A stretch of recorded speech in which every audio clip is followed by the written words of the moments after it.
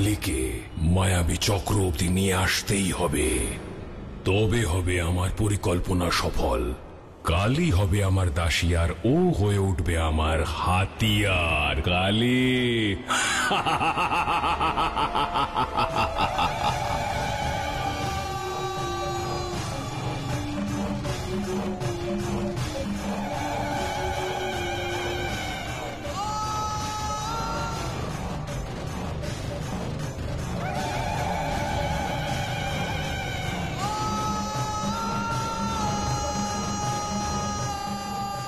এবার ধরা পড়বে তুমি মায়াবী অন্ধকের মায়া জালে। এবার দেখো কালী, আমি কি করে তোমায় বন্দি করে ফেলি।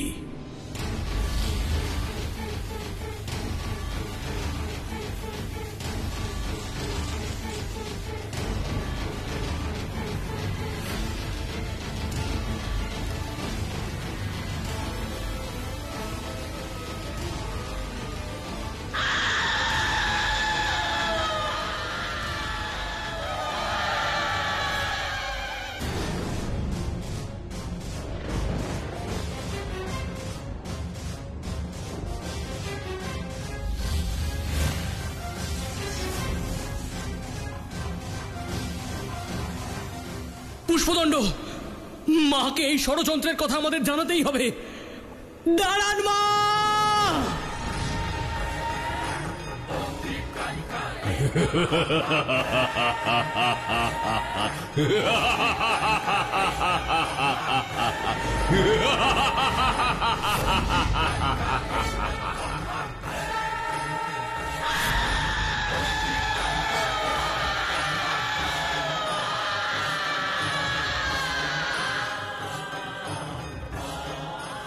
পুষ্পদণ্ড, আমাদের যে করেই হোক মাকে জানাতে হবে।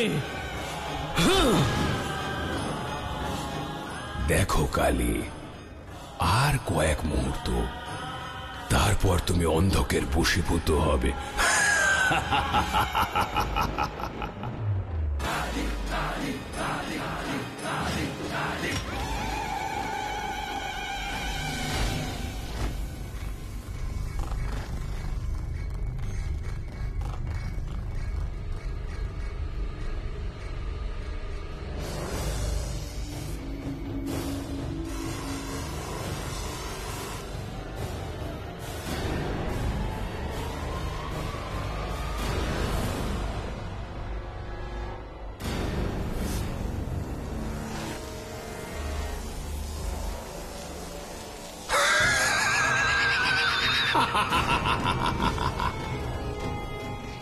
অসম্ভব! এসব কি হচ্ছে? আমি বলেছিলাম না কালী, আর মাত্র কয়েক মুহূর্ত, তারপর তুমি অন্ধকের বশীভূত হবে। আর দেখো, এখন তুমি অন্ধকের বশীভূত। শিকার যতই শক্তিশালী হোক না কেন, শিকারীর জালে ধরা সে পড়বেই।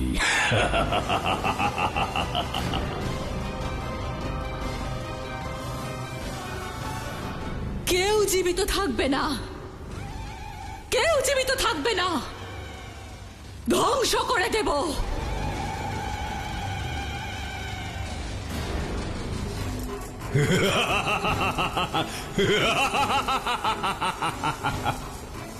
তোমার মুক্তি একটাই শর্তে হতে পারে, আমার দাসী হয়ে যাও। যদি হ্যাঁ বলো, তাহলে তুমি মুক্ত হবে, আর যদি না বলো, তাহলে আজ তোমার বিনাশ নিশ্চিত। অন্ত হবে তোর, শয়তান! যে অন্ধকার ছড়াবে তার ধ্বংস হবে।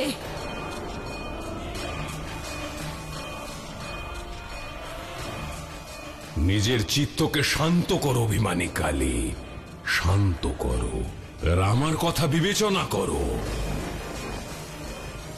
লাভ হবে তোমার, তোমার শক্তি আর আমার মায়া এবং ছলনা দুয়ে মিলে এক নতুন সৃষ্টি রচনা করবে।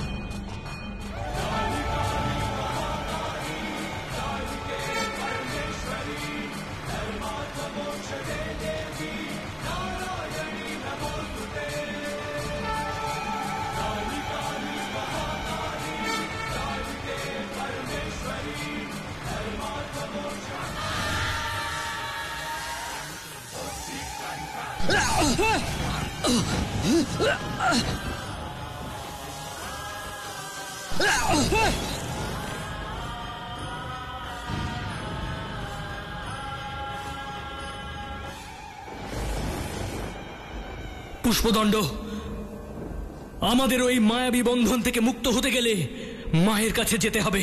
কিন্তু কাছে যেতে গেলে তো প্রাণ সংশয় হতে পারে, আর মা ওনার এই রুদ্র রূপে কাউকে চিনতে পারেন না। এই কথা তো একেবারে সত্য যে এই অবস্থায় মাকে কেবলমাত্র প্রভুই শান্ত করতে পারেন, কিন্তু প্রভু তো এখন এখানে নেই, তাই আমরা এমনি সংকটে আছি। আর আমরা যদি মাকে স্পর্শ করতে পারি তাহলে এই মায়াবী রাক্ষসের বন্ধন থেকে অন্তত মুক্ত হতে পারবো। বুঝেছো পুষ্পদণ্ড? চলো।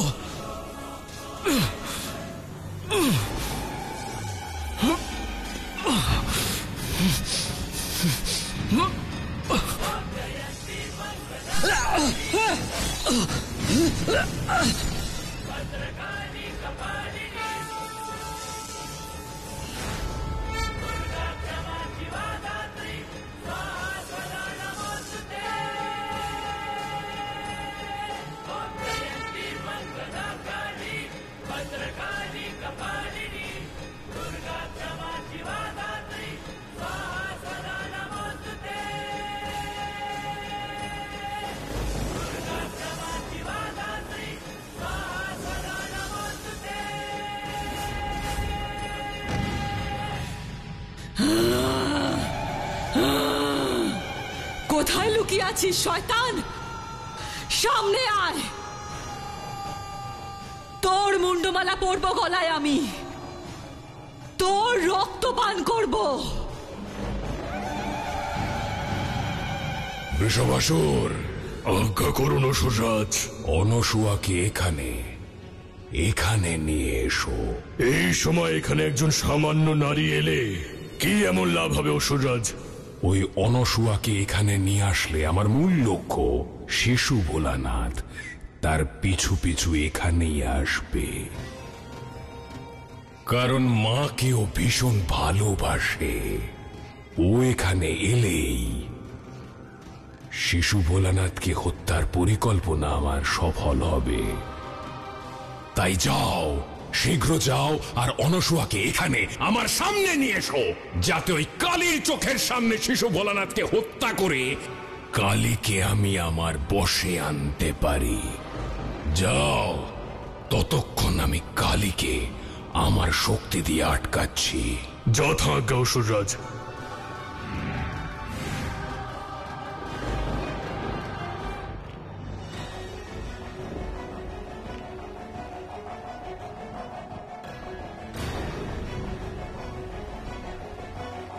শিব,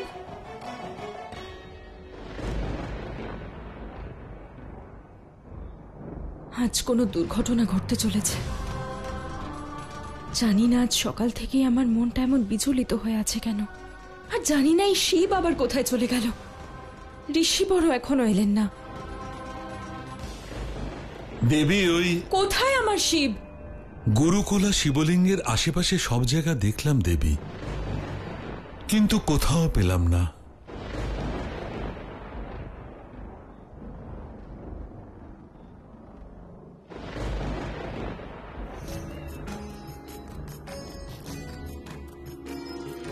जग के लिए जो हो जाए पराये, भोले शिव उन्हें अपना बनाए। ठुकराए हुओं के भी सदा शिव साथ है, अनाथों के नाथ शंभु भूतनाथ है। अनाथों के नाथ शंभु भूतनाथ है। सब इच्छा है महादेव की, महिमा है महादेव की इच्छा है। এটা কি সেই স্থান যেখানে আপনারা বসবাস করেন? হ্যাঁ, আমরা এই নির্জন জায়গায় নির্বাসনে থাকি। আপনাদের এই স্থান খুবই সুন্দর। এখানে আসার পরে আর কিছুই অবশিষ্ট থাকে না, না ইচ্ছে, না বাসনা, না মোহ, না মায়া। পর নয়, আপন নয়। पंचतत्व में विलीन जो हुए, संसार के दुखी दीन जो हुए, भूत प्रेत भी शिव को सुहाते, भूतनाथ तभी तो शिव जी कहाते। ओम नमः शिवाय।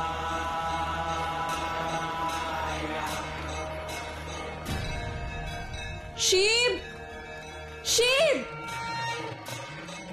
শিব, শিব!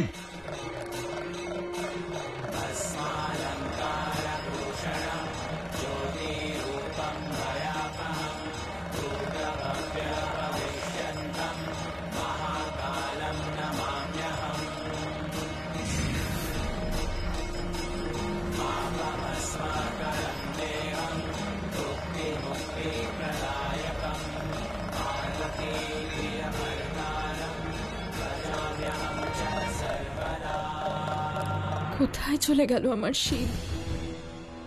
শিব আবার আমায় না বলে কোথাও চলে গেল? না না, এ আমার ভ্রম।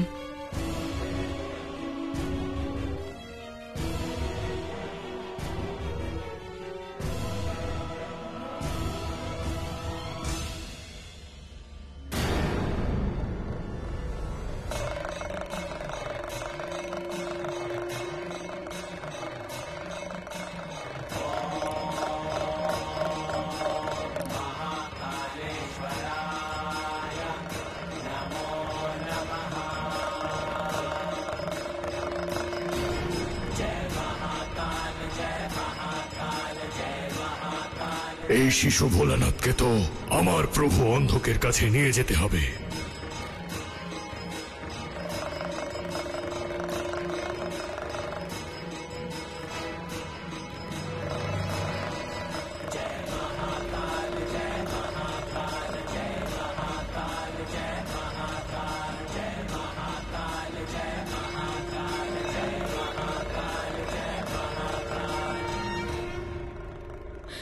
শিব!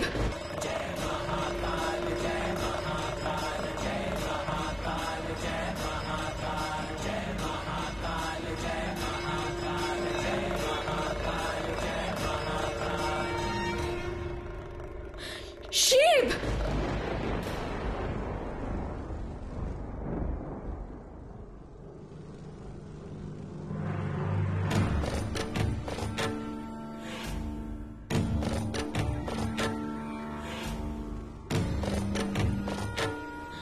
বলো মা। এ কি করছো তুমি? মা, এনারা আমার নতুন মিত্র। এটা কি মিত্রতা করার স্থান? ধ্যানের জন্য সব থেকে ভালো স্থান মা। এখানে এক অপূর্ব শান্তি পাওয়া যায়। শিব, এটা শ্মশান। শ্মশান এটা। এখানে এলে মনে সৃষ্ট বিকার লোপ পায়, তাই না মা? আমি এবার থেকে এখানে প্রতিদিন আসবো।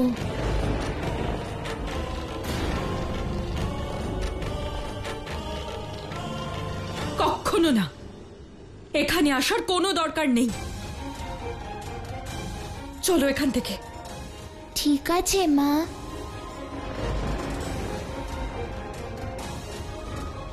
গৃহে প্রবেশ করার পূর্বে আমাদের স্নান করতে হবে শিব।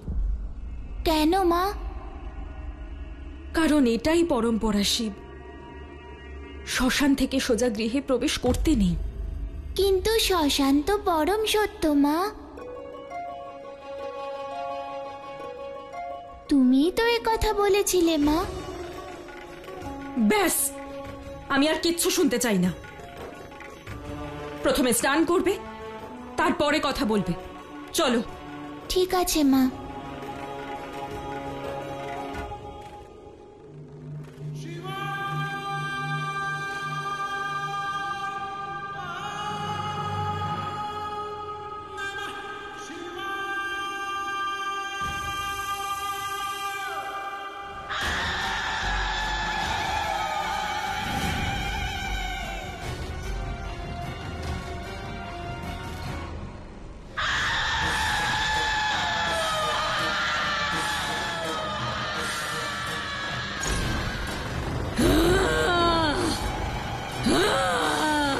বিশ্রাম দাও, নিজের জিহ্বাকে বিশ্রাম দাও।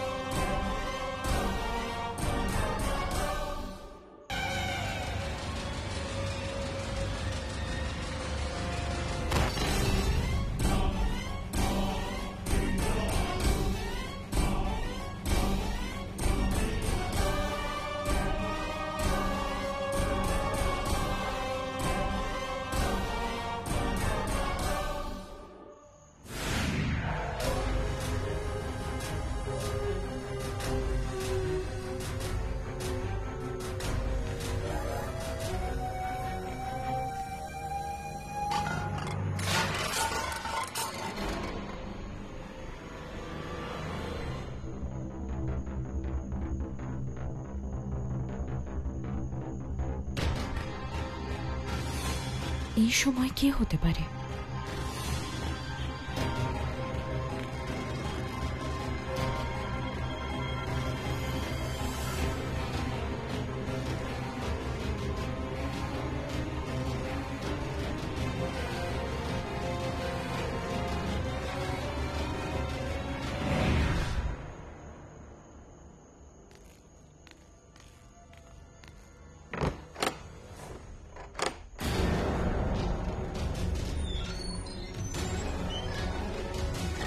দেব,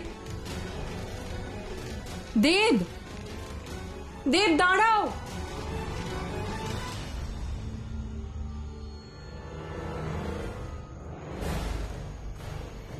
দেব, দেব কোথায় তুমি? দেব, দেব, দেব,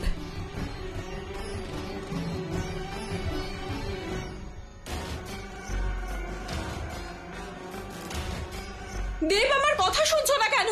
দেব ফিরে চলো। দেব, দেব দাঁড়াও, আমার কথা শোনো। দেব, দেব, দেব।